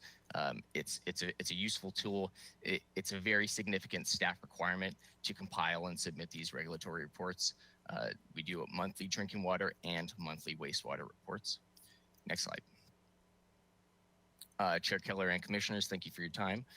With that, I'm going to turn it over to Mr. Trace Martin, our laboratory supervisor, to discuss laboratory certifications. Thank you, Mr. Macarone. So let's discuss laboratory certification. Next slide, please. So we are a certified laboratory. Both state and federal regulations require that our laboratories be certified if we are to report any results for compliance. That includes data that satisfies your permit requirements, any rules, regulations, state orders, all across the water resources sections, you have to be certified. So we receive our certification through the Environmental Laboratory Accreditation Program, or ELAP. This program is a section of the State Water Resources Control Board, and they're our accrediting body. So we have one certification, and under that certification, we're certified to do the individual test. That's including water, wastewater, and biosolids. So there are several requirements involved in this certification. One of the main requirements is that our laboratory performs an annual proficiency testing. So for this annual proficiency testing, our laboratory receives unknown samples. So these samples, they look like regular samples. We don't know the results. The accrediting body does know the results. So we have to analyze those and fall within that range of acceptability to be allowed to continue performing that analysis for every single test that we are certified in. Next slide, please. So there are new ELAP requirements to maintain our certification. This has been an extremely hot topic in the laboratory community for several years now. I think these debates started around 2016. So after many heated debates, in May of 2020, the State Water Resources Control Board adopted the new ELAP standards, and we had about 3 years to comply with those standards. So these standards mostly involve an increase in documentation and administrative requirements. The science of our tests and analyses stay exactly the same. There's just there's some additional quality control, quality assurance, and like I said, documentation. So if you see our analyst down in the photo in this corner of the slide, she is analyzing for total organic carbon. About 60% of those vials are samples, but the other 40% are just quality control. So you can kind of see our workload is so much more than just the samples we receive. So one of the consultants talking about these new standards has estimated that's going to be over 1,000 staff hours just for implementation. Quite a lot, and even more to maintain the program. We'll have to write new procedures and have new documentation requirements. So we have until January of 2023 to comply. And considering our current workload, we will absolutely need additional resources to maintain our mandatory certification so that we can continue meeting all of these regulatory requirements for all of the water resources sections that we work with. Next slide, please. And with that, I will turn it back over to Ms. Fair. Thank you, Mr. Martin. So you learned a little bit about what we do real quickly and all of the data that we produce. From that, we are required to have an annual water quality report. It's also called the Consumer Confidence Report. Next slide. So what is a Consumer Confidence Report? It is an annual summary of detected contaminants that are in our water supply. So this is detected contaminants, and I'll touch on that in the next slide. It is a regulatory requirement, so we have to do this every year. We're supposed to be getting, have the newsletter or report sent out to our customers by July 1st of every year. And this is the second year that we have been using a digital format. So this has actually been very beneficial. We can send a postcard now to all of our customers instead of a big, large paper report, and they can go online and access our report. And it allows us a little bit more flexibility with formatting and content, because it seems to be they're requiring more and more data these days. And the report does include regulated and unregulated contaminants. Next slide, please. So I want to touch on the elements of the Consumer Confidence Report. These are elements that are required to be in each report every year. And some of it is very specific. So we have to include our water system information. We have to include all of our water sources. from our water supply. And there are lots of definitions. So as you've probably learned over the past months, years, water tends to speak in acronyms. So there are quite a few acronyms that are included in the table, the chart. So we have to define all of those so our customers can understand what they're looking at. There is also information on monitoring cryptosporidium and radon that is required to be in the report. Additionally, we have to explain if we've had any variances or exemptions with compliance with the regulations. And there is additional required educational information, which has a bunch of little blurbs that are in there. So we have to include that. Next slide. So next I want to talk about the data. Obviously that is a big portion of the CCR. As I mentioned previously, we are only including detected contaminants in the chart. So the lab tests for hundreds of different parameters annually. So we analyze over 45,000 tests per year, but those could be duplicate tests and stuff we're monitoring for on a monthly, weekly, annual basis, et cetera. So we have hundreds of different parameters that aren't included in this water quality chart because they were not detected. What the other thing that is in the chart is the relevant limit for each contaminant. So one of those, for example, is a maximum contaminant level. And then we also have to include mandatory language about the health effects of those contaminants. Next slide. So I just wanted to give you a quick snapshot of what the water quality chart looks like.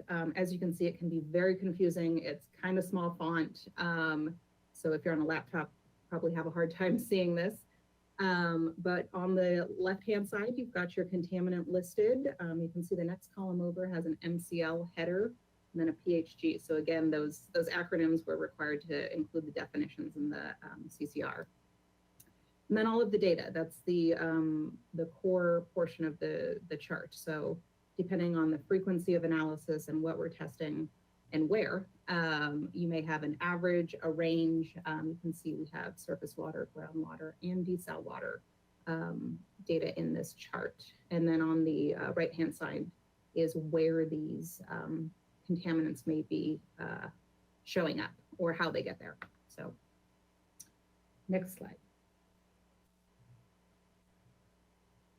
So the last portion that I want to talk about is, I just talked about the required elements. There is a bunch of different information that we can include, and there's information that's encouraged. So a diagram of our water system. We have this diagram here. It shows where our water comes from, starting from Lake Cachuma and through the whole system. A message from our water resources manager. So we've got a nice note from Ms. Flessy in our current CCR. Additionally, conservation tips are encouraged to include. We've got a really robust conservation program, so we've got little items and tidbits in there as well. And then what I do want to point out is, although the lab generates all the data, it is really a collaborative effort of many of the public works section to complete the CCR. So Ms. Becerra has wrangled all of us that are involved to make sure we're meeting deadlines, and she's been working with the graphic designer to get the formatting correct so it looks and presents well. So it's just been, it's a joy to work with all the different folks to put this newsletter or report together. So with that, next slide. If you have any questions, we are here to answer those. Thank you, Ms. Fair. Great presentations by everybody. Thank you. Thanks everybody in the team. And it's really great, again, to see everyone that actually work, or some of the people that work directly in these positions, tell us about what they do and how they're doing it, and how certification is taken very, very seriously, and we are meeting all the requirements. So thanks again. Any questions? Yes, Councilmember Sneddon. Thank you, Chair Keller. Just a comment that it is so great to see those who are working in the laboratory, and really appreciate seeing some recognized there too. It's nice to see Trace also. And you're such a, we say it a lot, but a small and mighty team. And really our water quality is, what do we have if we don't have this high quality water coming out of our tap? So really just thank you. And then I do want to mention just really quick that the newsletter will be available about next week. So we're finalizing it and should be available to our customers next week, including a Spanish language version. Okay, great. Thank you very much. Any other questions or comments? Do we have any public comment? Chair Keller, we do not have public comment. Okay, thank you very much. So moving on to our third item, the San Roque Well Aquifer Storage and Recovery Pilot Project.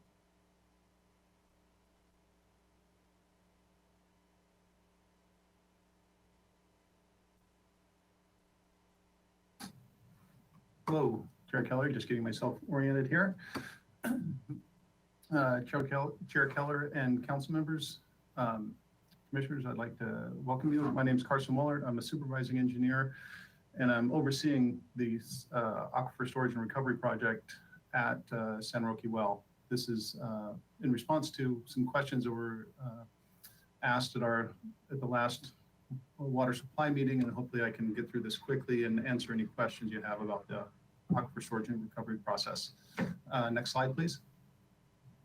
So a brief overview, we'll talk about the groundwater basins, San Roque Well specifically, aquifer storage and recovery technology and approach, and then this aquifer storage and recovery project at San Roque Well, which is looking at the permitting process, the project timeline, and community impacts. Next slide, please. So the city has 3 groundwater basins, and it's functionally, so it's the Foothill Basin and the Santa Barbara Basin, and the Santa Barbara Basin is split up into 2 subunits, the Storage Unit 1 and Storage Unit 2, and we have a total of 8 production wells.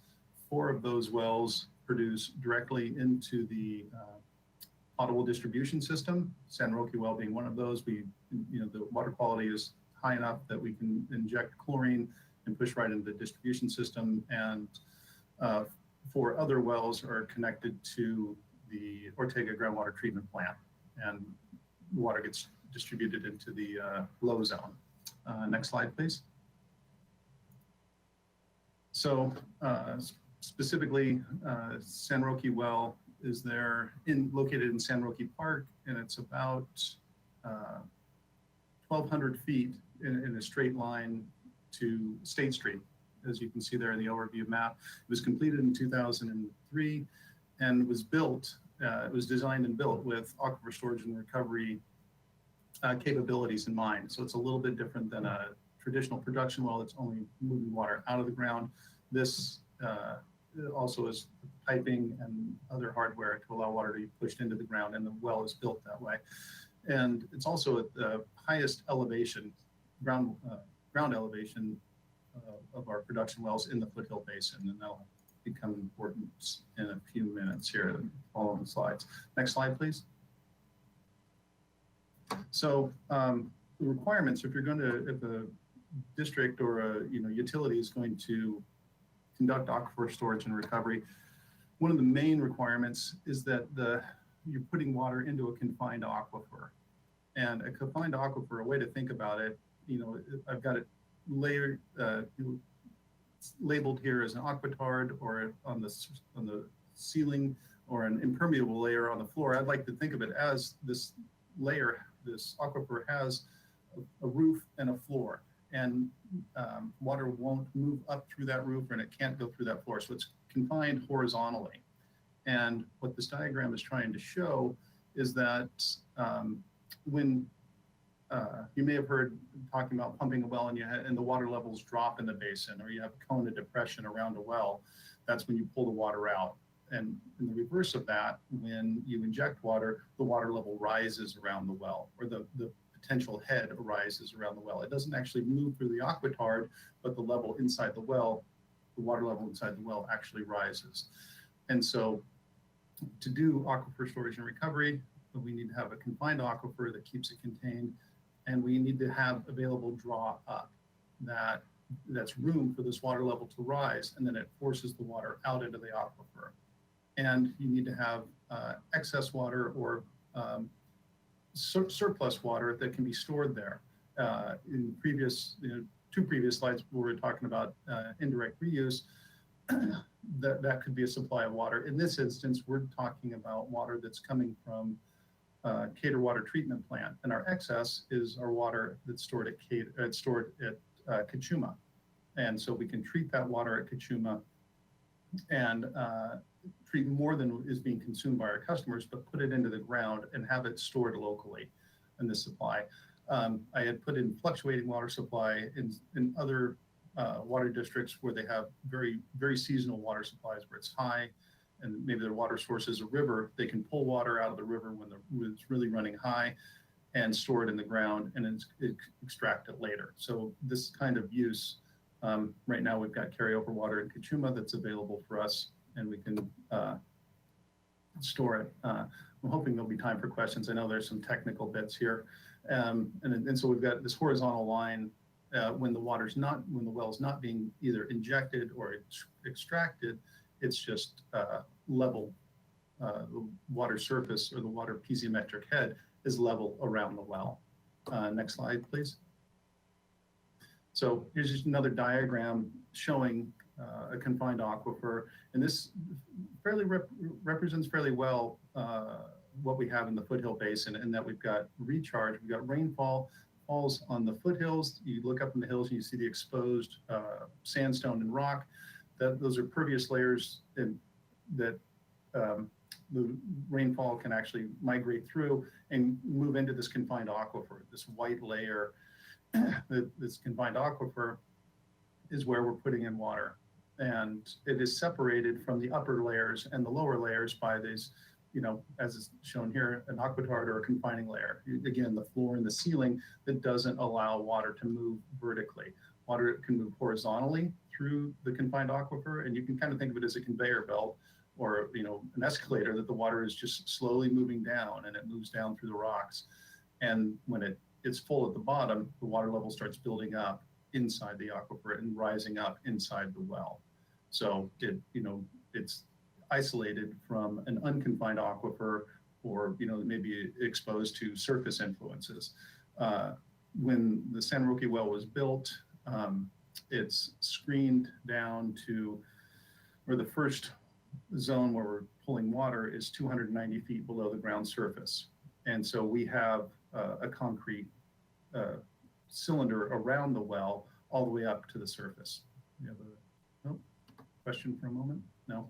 Anyhow, so this is the situation we have here. Commissioner Young. We do have a question.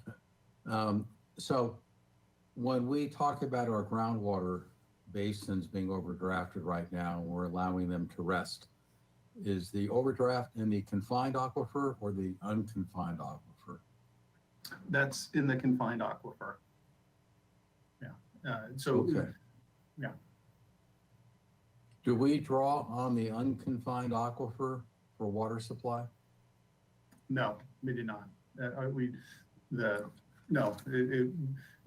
Very specifically for municipal supplies, for the security reasons, that it's purely the confined aquifer. Great, thank you. Okay. Okay, so yeah, so and another piece is that it's got, it's ideal for in storing injected water, that it's got a gravel or sand matrix that allows water to move in and out of it, so that we're preserving the storage when it's there, that there's space for the water to move back in. Next slide, please. So this is some of the wellhead equipment, or this is the injection equipment there at San Roque Well. Like I said, we can store potable water there.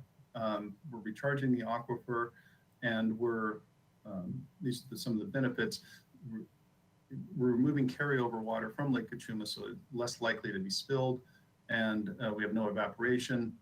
And it's another tool in the water supply tool chest. I like to see, watched a lot of these meetings with all the different options, of what we can do with water. And this is another tool for the thoughtful process, whether we're buying water, storing water, and moving water around.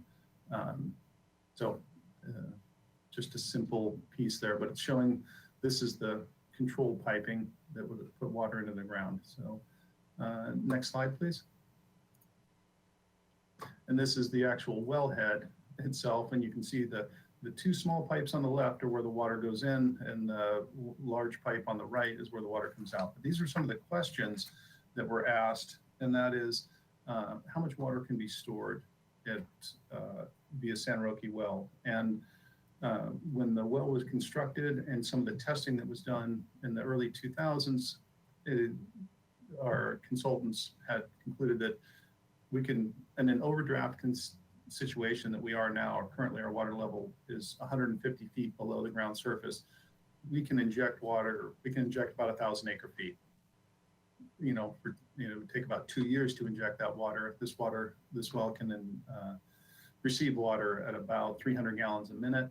And we expect to be able to withdraw that same volume of water. It may not be the same molecules, but the water's going into the basin, and we'll be able to pull that same 1,000 acre feet out.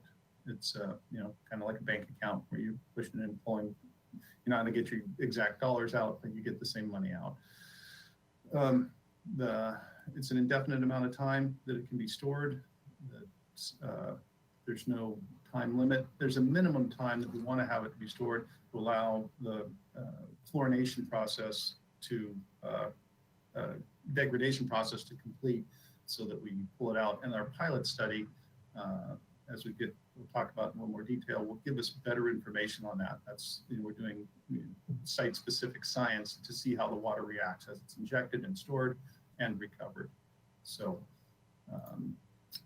maybe we'll go to the next slide, please. So we do have a notice, so that we're at the implementation phase. We do have a notice of intent with the state, and we're just working on a start date to get that. We need to do a little bit of work on the well, and we need to do cleaning of the well itself and the wellhead piping. But we want to try and synchronize that. They put the date on the permit that starts we can start our injection soon after, so that we can fully maximize the testing, the pilot testing phase. So we'll do 6 months of small tests, injection, resting, and recovery, and we'll be testing water quality and measuring the groundwater parameters through that time. And then eventually we'll get those results, and it'll give us better information, and we'll do probably a more extended 18-month injection process. And at the end of that, we'll evaluate all of our data and look at the impacts on surrounding groundwater wells, and if there's any interaction. We have level monitoring of some of the unconfined shallow aquifers to see if there's any response there, in correlation there, but we don't expect there will be. Next slide, please. So the general timeline, I want to give credit to Ms. Kathy Taylor. I don't know if she's in this meeting, but she brought up preparing for the injecting water at San Roque, back in 2016, 2015, I remember conversation, but we started our formal efforts in 2016, and it's taken a while. Challenges of water quality, but working with the state on water quality requirements and developing a testing plan to mitigate that, to make everybody comfortable that we're injecting clean water and we're not degrading anything in the basin. So we're at a strong permitting foundation there and in relationship with the regulating agency. So we're starting here in September of 21 to do our 6 months of injection and testing, and immediately following just an ongoing, more of a storage cycle where we can pull water and pull treated water from the distribution system and inject it. After the 18 months of injection, we'll be reviewing data and evaluating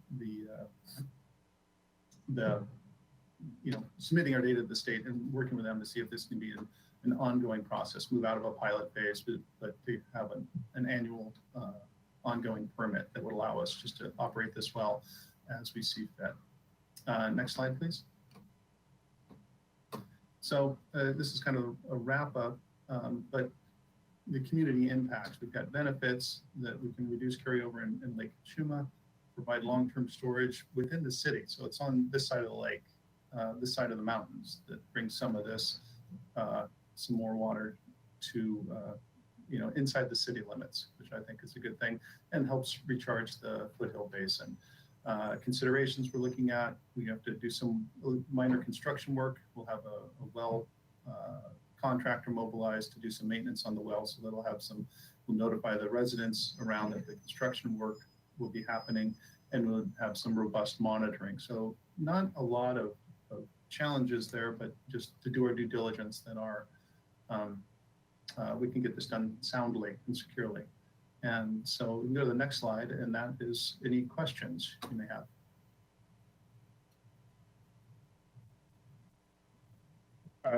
Thank you for the very clear presentation. Commissioner Davis? Yes, just quickly, thanks for the presentation, Mr. Willard. I really did appreciate that. My question has to do, and I don't know if Ms. Taylor's on the line, in the Foothill Basin, do we have an issue with the number of unmetered private wells? And my question, kind of like following in the train of thought there, is we're putting water in a water basin here. You have this whole water rights issue on groundwater. We get into a drought and we're keeping it full, and other people are drawing it out as we're putting it in. Do we have an issue with private unmetered wells up in the Foothill Basin? I think that's a better question for Ms. Taylor or Ms. Corey. But what the pumping is really, groundwater pumping is really driven by demand. And so I guess if we get into a drought situation, that's the case. We haven't gone through SGMA, or it's not an adjudicated basin, so we don't have specific water rights, but we are by far the largest extractor of water. Our abilities to do that, when this is pumping, we're at 450 gallons a minute. And I would expect most, residential wells or irrigation wells are much lower than that. So Dakota, Ms. Corey may be able to respond to that later. Yeah, and it may not be part of this presentation, but I'll follow up at a later date and get more information on it. But I found the presentation very informative. Thank you very much. Commissioner Davis, I'll follow up. Both Ms. Corey and Ms. Taylor are out of the office today, so I will definitely follow up and make sure that when we provide another water supply update, that's included. Commissioner Young? Thank you, Chair Keller. Mr. Waller, does the San Roque well provide us access to that entire groundwater basin? So I think you mentioned there's about 1,000 acre feet that we could store in that basin. Is that limited because we have just the single well there? Or could we store more water in that basin if we had additional wells? That there's a possibility there. We're getting into more complex analysis. The San Roque Basin is about 5 square miles, as it's shown on that previous map, and so I'd have to go to our consultants to see if we could put more water in there. The amount of water that's stored is really based on this one well, and so likely if we had access to the larger basin, my guess is we would be able to store more water, but it get into groundwater modeling to see how they would interact and how far the water spreads. Well, my thought is we're always looking for places to store water. And so perhaps there are other places in our groundwater basins where we could do that. I'm just curious how far this discussion has gone, beforehand. Commissioner Young, yes, I think those are great questions, and I haven't been involved with them as far as water supply planning. That would take in the engineering group. I'd love to take that direction and say yes, investigate this, but we haven't had that direction yet. So I'd wait for that direction to come. Okay. I understand that the USGS has done a study that's very extensive about our capabilities for storage in our groundwaters. Is that correct, Ms. Fletcher? Yes, Commissioner, Chair Keller, the USGS has, and Ms. Corey has all of the data that they've done and has worked with them.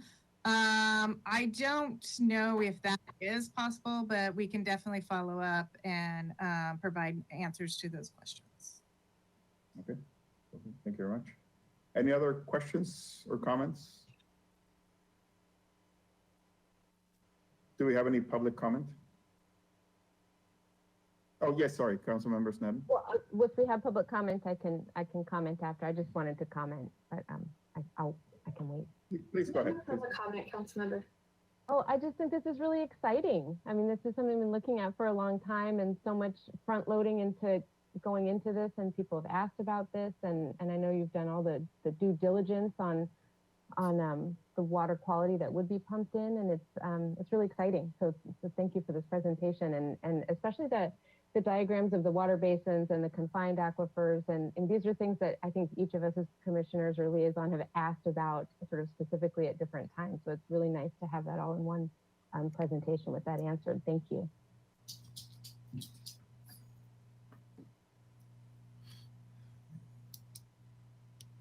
Hey, Commissioner Young, Davis, sorry. I could be Jeff if you need me to be. You can be young. You look young. No, that's the one thing I can't do anymore. But anyway, I actually just wanted to pile on. Basically, it's a generalized comment. I'm just really proud of the water agency here, basically, for being so forward-looking. Right, starting today talking about DPR, and now we're talking about water injection in terms of water storage into our water basins. We're looking forward, and again, we're a built-out city to a large degree. We could be resting on our laurels, but looking ahead with the changing climate, the changing water resources in the state. I just want to make the general comment. I'm really proud of this team that they're basically really looking ahead and moving forward on these things. So I just wanted to get that comment in. Thank you all. Thank you for the comment. Any public comment? Chair Keller, we do not have public comment. Okay, well, thank you, Mr. Willard. That was very informative. Thank you, Chair Keller. Okay, so we're now going to move on to our Water Resources Managers report, which we have received, so we have had a chance to take a look at it. But if you want to do any highlights before we complete this session. The only highlights I want to get in really quickly, because we only have 3 minutes left. You could see Kachuma finally going down a little bit. People are starting to draw from Kachuma, but Kachuma is really filled, and that's mostly because of us and storing our water there. So I just want to make another comment. Raquel, if you can move to the end, our COVID testing. So finally, the county health department reached out to us actually this week, and we're sharing now our records of what we've been testing for the past year. And then also I would like to announce we are part of a nationwide study with the CDC via BioBot, and that is a 10-week study that we are a part of, and we are also sharing that with the county during this 10-week period. So hopefully we'll start sharing all of our information. Everyone will be up to date with everything that we've been testing for the past year. I just wanted to make that highlight, and I'm here to answer any questions if anyone has any. Other than that, we can conclude our meeting. Okay, well, thank you very much. Any questions or comments? Again, it shows just how forward our water team is, that we are, working with this national study and all that, and then providing information to the county and all that. So yeah, great. Any other questions or comments? Okay, well, I think this is the end of today's meeting. Thank you very much, and we will be seeing everybody in July. Thank you. Goodbye.